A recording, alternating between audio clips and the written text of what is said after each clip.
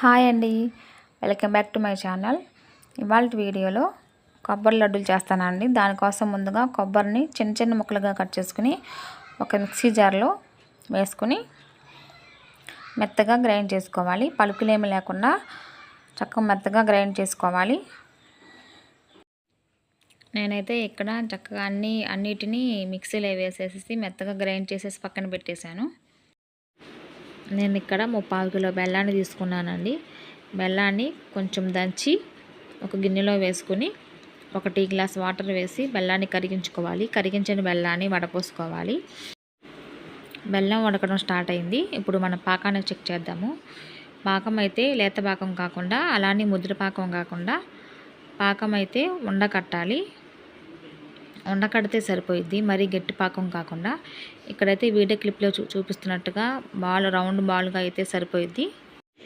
ఇప్పుడు తురుముకున్న కొబ్బరిని ఉడుకుతున్న పాకంలో వేసుకుని బాగా కలుపుకోవాలి. మధ్య మధ్యలో మూత పెట్టుకుంటూ అన్నిటినీ చక్కగా కలుపుకుంటూ మనం ఉడికించుకోవాలి. పచ్చి కొబ్బరి కదా, కొంచెం ఉడకడానికి టైం పట్టుద్ది. సిమ్లో పెట్టుకుని నిదానంగా ఉడికించుకోవాలి. స్టవ్ సిమ్లో పెట్టుకుని మనం కొబ్బరి కొంచెం కొంచెంగా వేసుకుని బెల్లం పాకంలో బాగా కలిసేలాగా కలుపుకొని మధ్య మధ్యలో మనం బాగా కలుపుకుంటూ ఉండాలి. అడుగు పట్టకుండా కలుపుకుంటూ ఉండాలి. బెల్లం పాకం సరిపోయేలాగా కొబ్బరిని చూసుకుంటూ వేసుకోవాలి. మూత పెట్టుకుని ఉడికించినట్లయితే మనకి కొబ్బరి అనేది పచ్చివాసన లేకుండా నీట్గా ఉండిద్ది.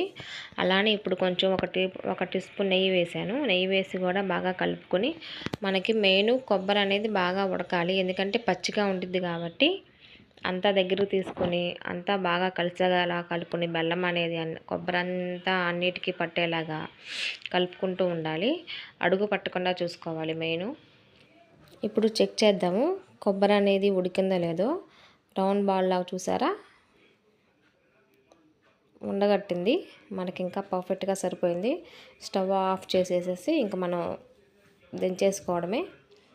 కొంచెం ఆరిన తర్వాత ఒక 5 నిమిషాలు ఆరైతే ఆరాలి. మరీ వేడిగా మనం ఉండలు చుట్టలేం కాబట్టి అంతా దగ్గరకు తీసుకుని ఒక దగ్గర పెట్టుకుని మూత పెట్టుకుని ఒక 5 నిమిషాలు ఉంచినట్లయితే ఒక 5 నిమిషాల తర్వాత కొంచెం గోరువెచ్చగా ఉండగానే మనం బాల్స్ చేసుకుంటే టేస్టీ కొబ్బరి ఉండలు రెడీ అయిపోతాయి. నేను చూశాను, అన్నీ చేసేసాను.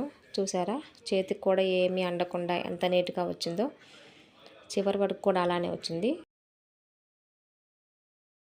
టేస్ట్ అయితే చాలా బాగుంది. మీరు కూడా కంపల్సరీగా ఒకసారి ట్రై చేయండి. చివరి వరకు కూడా చూసారా, చేతికి అంటకుండా ఎంత నీట్గా వచ్చినాయో. ఇక్కడ చూపిస్తున్నాను, అన్నీ అయితే చేసేసాను. ఇక్కడ నేను ఓపెన్ చేసి చూపిస్తాను చూడండి. లోపల జ్యూసీగా టేస్ట్ అయితే చాలా బాగున్నాయి. మీరు కూడా కంపల్సరీగా ఒకసారి ట్రై చేయాల్సిన రెసిపీ అండి. వీడియో నచ్చితే లైక్ చేయండి, షేర్ చేయండి. ఇలాంటి మరిన్ని రెసిపీస్ కోసం మన ఛానల్ని సబ్స్క్రైబ్ చేసుకోండి. Thank you so much for watching.